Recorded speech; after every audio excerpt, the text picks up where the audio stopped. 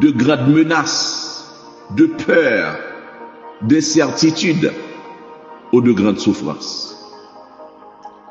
La leçon à tirer, c'est que Dieu est toujours là. Il est avec vous au milieu du danger. Souvent, mes sœurs et frères bien-aimés, nous comptons uniquement sur nos propres forces. Nous nous appuyons sur nos propres stratégies pour nous sortir du danger. Souvent, nous faisons parfois des compromis qui nuisent à notre relation avec Dieu simplement pour éviter d'affronter le danger. Mais la Bible regorge d'expériences qui démontrent que Dieu reste toujours à nos côtés, même en plein cœur du danger. Anania, Miskaël et Azaria n'avaient pas peur des menaces de Nebuchadnezzar, ni ses fureurs, pour lui dire: voici, notre Dieu que nous servons peut nous délivrer de la fournaise ardente, et il nous délivrera de ta main, ô roi. Sinon, sache, ô roi, que nous ne servirons pas tes dieux, et que nous n'adorerons pas la statue d'or que tu as élevée. Cette déclaration excita le roi, qui ordonna de chauffer la fournaise 7 fois plus qu'il ne convenait de la chauffer. La parole de Dieu nous dit, comme l'ordre du roi était sévère et que la fournaise était extraordinairement chauffée, la flamme tua les hommes qui y avaient jeté Anania, Miskaël et Azaria. Mais Dieu les attendait au milieu de la fournaise et il était avec eux. Pierre et les apôtres n'avaient aucune crainte à affronter le Sanhédrin en disant: il faut obéir à Dieu plutôt qu'aux hommes. Acte 5, verset 29. Le roi Hérode avait fait exécuter Jacques par l'épée, et comme cela avait plu aux Juifs, il fit aussitôt arrêter Pierre dans l'intention de lui infliger le même sort. Mais la parole de Dieu nous dit au chapitre 12e du livre des Actes: la nuit qui précéda le jour où Hérode allait le faire comparaître devant le peuple, Dieu a fait intervenir son ange pour libérer Pierre de leurs mains. Il est dit en Acte 12, versets 10 et 11, ils sortirent et s'avancèrent dans une rue. Aussitôt l'ange quitta Pierre. Revenu à lui-même, Pierre dit: je vois maintenant d'une manière certaine que le Seigneur a envoyé son ange et qu'il m'a délivré de la main d'Hérode et de tout ce que le peuple juif attendait. Dieu n'est jamais en retard. Il était intervenu juste à temps pour empêcher que Pierre ne soit décapité. Sœurs et frères bien-aimés, nous devrions être tous prêts à chanter avec conviction ce refrain: m'pas fait bon Dieu m'nan honte, m'a levé non bon Dieu bien haut dans comportement. C'est pour la vie m'fait tout pain yo crier bien bon Dieu. C'est pour lumière dans moyen briller. Oui, au besoin briller tout partout. Au besoin briller dans la famille, briller dans le travail là, briller dans le marché là, briller dans l'école là, briller dans l'université là. Oui, au besoin briller pour Jésus, côté rouillé. N'ayez pas peur de vous tenir à ses côtés. Par sa fidélité, Dieu tient toujours sa promesse d'être avec vous dans les bons comme dans les mauvais jours, et il vous fortifie. Oui, la deuxième vérité, c'est que l'exercice de foi vous rassure que Dieu vous fortifie dans vos faiblesses. Il est dit, je te fortifie, je viens à ton secours. Ce verset s'adresse à un peuple qui se sentait fragile, découragé et confronté à des forces qui le dépassent. Mais Dieu dit, je te fortifie, je viens à ton secours. Le sens étymologique du mot fortifier en hébreu renvoie à l'idée de rendre quelqu'un fort, courageux et capable de tenir bon dans les moments de dure épreuve, que ce soit au niveau spirituel, mental ou physique. L'expression « je te fortifie, je viens à ton secours » est une promesse inconditionnelle que Dieu déposera en vous, dans votre esprit, une énergie qui vous permettra de faire ce que vous ne pourriez jamais faire tout seul. C'est un engagement qu'il vous donne, la capacité à résister, à ne pas céder face à la peur, à l'épreuve ou au doute. Le 6e chapitre du livre des Juges raconte l'histoire de Gédéon, un jeune homme rempli de peur, mais en qui Dieu a mis sa force. Il l'a fortifié et l'a envoyé. Il est dit au verset 14 à 16, « Va avec cette force que tu as, délivre Israël de la main de Madian, n'est-ce pas moi qui t'envoie ?» Gédéon lui dit, « Ah, mon Seigneur, avec quoi délivrer Israël? Voici, ma famille est la plus pauvre en Manassé, et je suis le plus petit dans la maison de mon père. » L'Éternel lui dit, « Mais je serai avec toi, et tu battras Madian comme un seul homme. » J'apprécie beaucoup cette déclaration de l'apôtre Paul aux chrétiens de Corinthe, quand il dit, « Dieu a choisi les choses folles du monde pour confondre les sages. Dieu a choisi les choses faibles du monde pour confondre les forts. Et Dieu a choisi les choses viles du monde et celles qu'on méprise, celles qui ne sont point, pour réduire à néant celles qui sont, afin que nulle chair ne se glorifie devant Dieu.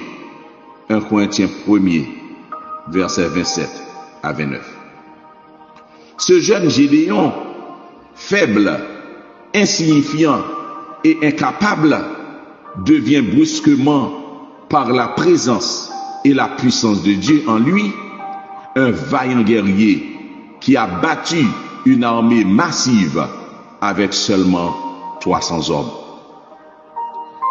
Le prophète Isaïe nous dit dans le chapitre 40, verset 29, « Il donne de la force à celui qui est fatigué, et il augmente la vigueur de celui qui tombe en défaillance. » L'apôtre Paul ajouterait en Philippiens 4, verset 13, « Je puis tout par celui qui me fortifie. » Souvent, sœurs et frères bien-aimés, nous nous sentons trop faibles pour affronter ce géant ou ce monstre qui est devant nous. Souvent, nous nous sentons trop fatigués pour croire qu'un changement est encore possible. Mais Dieu ne nous appelle pas selon ce que nous ressentons de nous-mêmes. Il nous appelle selon ce qu'il voit en nous, ce qu'il a déposé en nous, selon ce qu'il veut faire avec nous. Le livre de Nombres, chapitre 11, nous rapporte un moment crucial dans la vie de Moïse où il était accablé, dépassé par le poids du peuple. Et Dieu lui dit au verset 16-17, « Assemble auprès de moi 70 hommes des anciens d'Israël, de ceux que tu connais comme anciens du peuple et ayant autorité sur lui. Amène-les à la tente d'assignation et qu'ils se présentent avec toi.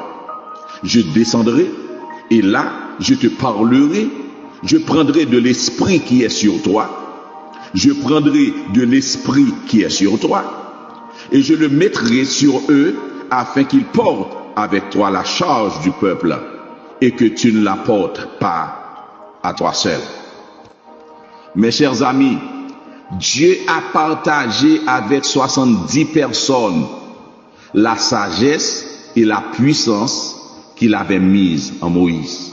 Avec 70 personnes. Il nous donne la force pour nous tenir debout malgré la peur. Il nous donne la force d'aller vers l'avant sans voir encore la délivrance. Dieu veut vous fortifier encore ce matin, mes sœurs et frères bien-aimés. Il désire transformer la situation dans laquelle vous vivez. Rappelez-vous qu'il est toujours présent. Il vous fortifie et il vous soutient. La troisième grande vérité, c'est que l'exercice de foi vous rassure que Dieu vous soutient dans vos faiblesses. Il est dit, je te soutiens de ma droite triomphante. L'expression je te soutiens a le sens de empêcher de fléchir en apportant du secours, du réconfort. Il a aussi le sens de maintenir debout. En d'autres termes, Dieu veut dire que sa main est un solide point d'appui qui vous permet de garder votre équilibre. Il y a aussi l'expression « ma droite triomphante » qui symbolise la puissance divine. À travers l'histoire de David et Goliath, Dieu a fait preuve de son soutien puisque David fut le vainqueur seulement avec une fronde et une pierre. Moïse dit au peuple en Deutéronome 31 verset 3-6, « L'Éternel ton Dieu marchera lui-même devant toi, il détruira ces nations devant toi, et tu t'en rendras maître. Josué marchera aussi devant toi, comme l'Éternel l'a dit. Fortifiez-vous et ayez du courage. Ne criez point et ne soyez point effrayés devant eux, car l'Éternel, ton Dieu, marchera lui-même avec toi. Il ne te délaissera point, il ne t'abandonnera point. » En Deutéronome 28, verset 13, « L'Éternel fera de toi la tête et non la queue. Tu seras toujours en haut et tu ne seras jamais en bas, lorsque tu obéiras au commandement de l'Éternel, ton Dieu, que je te prescris aujourd'hui, lorsque tu les observeras et les mettras en pratique. » Il est clair. Tu seras la tête et non la queue, mais c'est lorsque tu obéiras au commandement de l'Éternel, ton Dieu.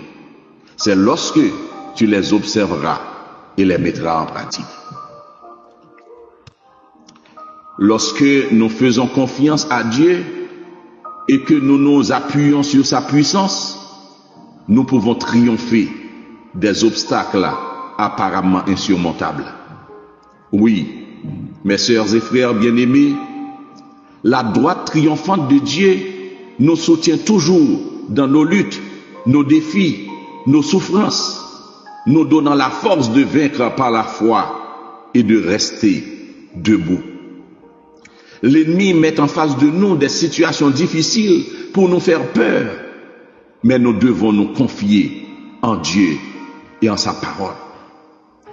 Le prophète Ésaïe nous encourage ce matin, mes sœurs et frères bien-aimés, à faire l'exercice de foi, parce que le Dieu que nous servons nous promet qu'il sera toujours là à nos côtés. Il vient toujours à notre secours. Il nous fortifie et il nous soutient de sa droite triomphante. Corrie ten Boom, l'ancienne prisonnière des camps de concentration, a écrit « N'ayez jamais peur de confier un avenir inconnu à un Dieu connu. » Je reprends. « N'ayez jamais peur de confier un avenir inconnu à un Dieu connu. » L'exercice de foi consiste à remettre entre les mains de Dieu la pleine direction de votre vie, car c'est lui qui en a conçu le plan et qui en assure l'accomplissement. Dieu est tout aussi présent dans la délivrance que dans l'épreuve. Il était dans la fournaise avec les trois jeunes Hébreux. Il a envoyé son ange pour libérer Pierre de la prison, mais il n'a pas empêché la mort de Jacques. Cela signifie tout simplement que ses plans et sa volonté dépassent notre compréhension. Cela nous apprend aussi que la vraie foi ne repose pas sur les résultats, sur ce que Dieu fait ou ne fait pas, mais sur une confiance profonde en sa sagesse. Ses décisions sont toujours bonnes et il agit toujours dans la perspective de l'éternité. À vous qui m'écoutez ce matin à travers les ondes et qui êtes bouleversés, confus, découragés ou submergés par la peur, souvenez-vous que la peur est l'antithèse de la confiance. Mais aujourd'hui encore, Dieu vous appelle à lever les yeux vers lui. Il est digne de confiance. Il ne vous a pas oublié. Donnez-lui vos craintes et il vous remplira de paix.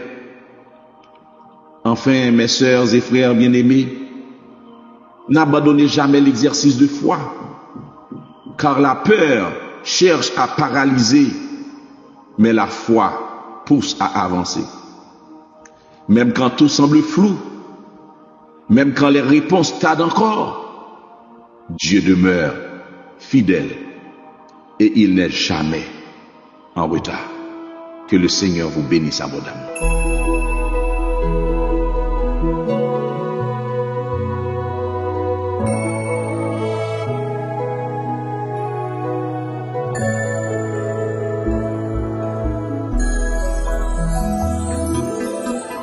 Jesus.